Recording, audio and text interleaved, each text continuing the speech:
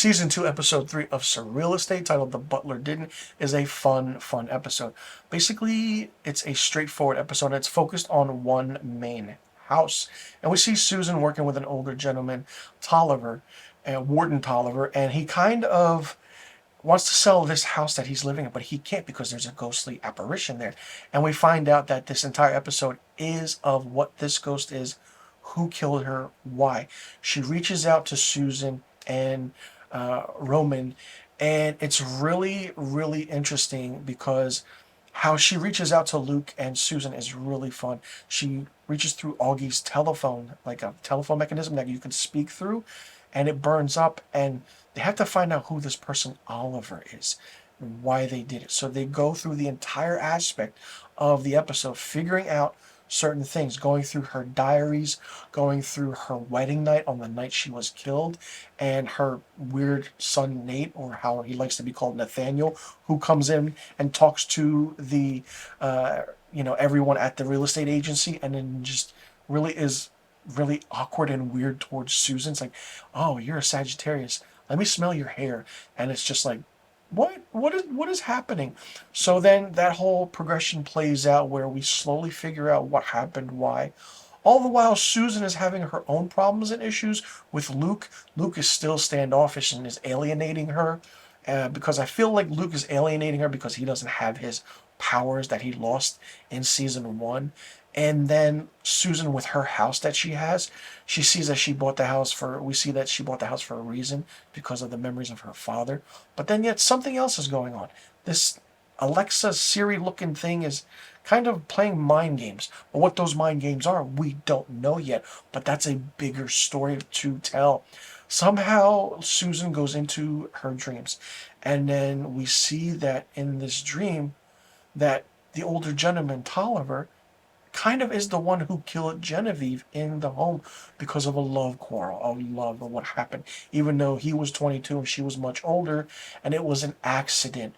It was really touching, really heartfelt, really, really interesting, and it just, really was good. It wasn't scary. It was very sentimental, but the aspect of the actress that played Genevieve and how the directing was in this episode, you could see it was practical effects. Nothing too scary, nothing too crazy, but it was like, what's going on, what's happening, and why. When we get that backstory and how everything happens, it's really, really interesting and fun to see. Not only that, we see that Zoe is now a real estate agent. She talks to Luke, and the way she words it and how she words everything, it's like, oh, would you hire me as a real estate agent? He's like, yeah, sure, if you happen. She's like, and then she's like, oh yeah, I actually got my license today. I love that kind of banter or wittiness of how dialogue works in normal day life, or even how in writing happens with screenplays. It's really, really fun. It really gets the point across really quickly. There are a lot of comedic moments, a lot of puns that Luke does in this, but it's really fun. But then the animosity, the distance that Luke and Susan have. And Susan's like, hey, listen, I need space. I need my time. I was working at this one place. It was that. I felt like that. But now this is just the second verse of what I think it's going on. So Susan has to take her own time, figure things out. And this whole, you can see the tension, the animosity, and how Tim Rosen as Luke and Sarah Levy as Susan really work the dynamic together, and their chemistry in this is absolutely phenomenal. I really love this show. There's no doubt that there are people out there who haven't seen this show, and I'm recommending it to you that you do watch this show. If you haven't seen season 1, watch season 1. The average viewership for season 1 was close to 350,000 viewers an episode. And I'm pretty sure season 2 is going to be even more viewers, and I feel like this is going to get picked up for a third season. The story is good, it's fresh, it's original, nothing like this has ever been done. But like I said, don't know how many episodes this season is. I don't know if it was affected by the SAG, the actor strike, because the first season was 10 episodes. What is the second season? Anything's possible, anything can happen.